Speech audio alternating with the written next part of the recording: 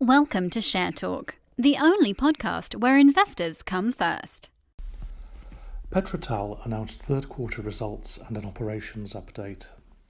The good news is that current field production reached a new record, with the last 30 days averaging over 8,500 barrels of oil per day, with all 5 wells online. The bad news is that the cash and cash equivalents amount of approximately $40 million, stated in the company's RNS dated 21 October, was incorrect.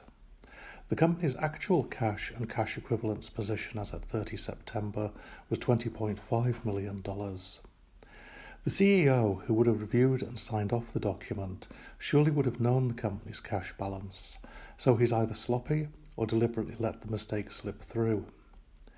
Either scenario unfortunately places a question mark over the accuracy of the company's reporting and creates doubt. I highlighted this at 16p, so there's around a 50% profit to take. Petrol Resources reminded shareholders of the upcoming extraordinary general meeting, which takes place tomorrow in Dublin, to approve the issue of new shares to private equity investors and friends and business acquaintances of the new control parties. It is then anticipated that a flow of potential investment proposals will be offered to the company. I suggested Petrol numerous times around 1p earlier this year, and it closed at 7p yesterday, up 600%. There's more shares with this sort of potential in the private blog. Sound Energy announced approval of the environmental impact assessment for a 2D seismic acquisition program within their permits. The directors' hearts simply aren't in this. None of their names are stated anymore in the RNS, and the only contact for the company is questions@soundenergyplc.com. I've been calling this down since last year, when the share price was over 10 times higher, but it still has a market cap of nearly 40 million and plenty of room to fall further. Some of these companies have been making me think further, particularly about their adverse impact on investors. Looking at social media these days, it appears a lot of people are losing a lot of money, and I think it might be helpful to examine why and ask whether that actually has to be the case. Going back in time, prior to the arrival of the internet, it cost over $10,000 a year to have access to all the information which everyone has available now online for free. And unfortunately, it does not appear this advance has helped most private investors. Their information sources then, broadly, were daily and Sunday newspapers, weekly magazines such as the Investors Chronicle, and tip sheets which were sent out by post on a weekly, fortnightly or monthly basis. Virtually all this material was professionally written by financial journalists, and although it was the only information source available to most private investors, at least in the main it was factual.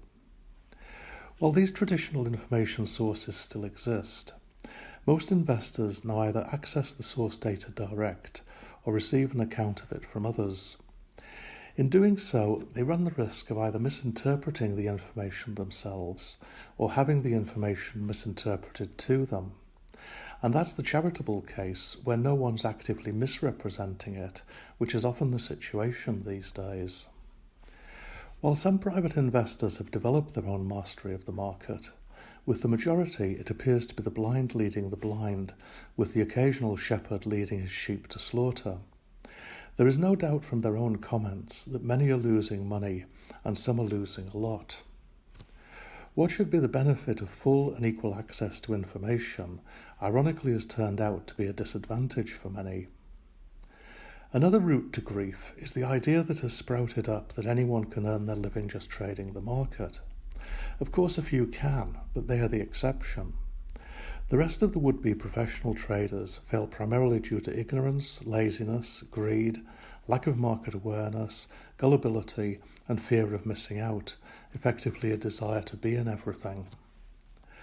There are a number of serious investors who have a steady approach and overall reap rewards.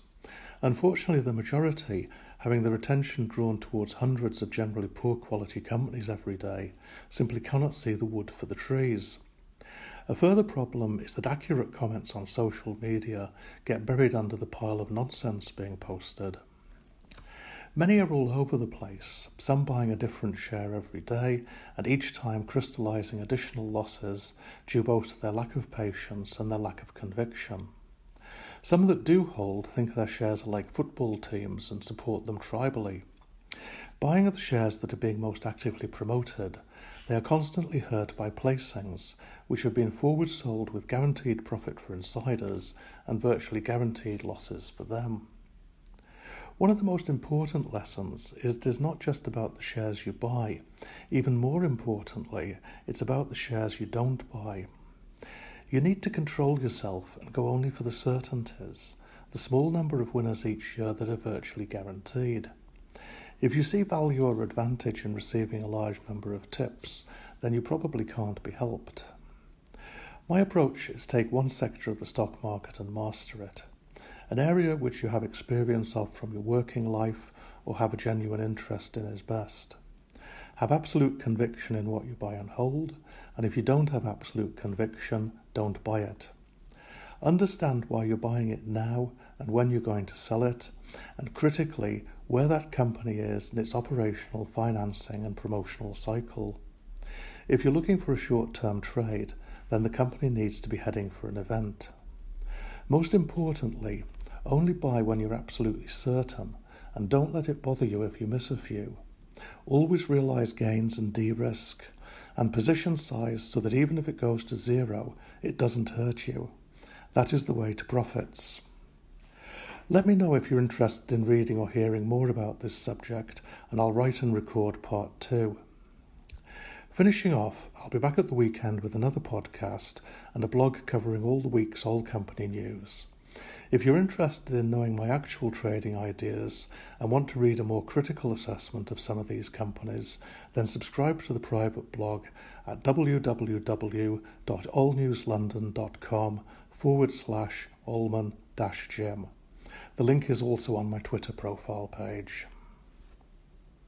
Thank you for listening. Remember to visit our website for more news and other podcasts at www.share-talk.com.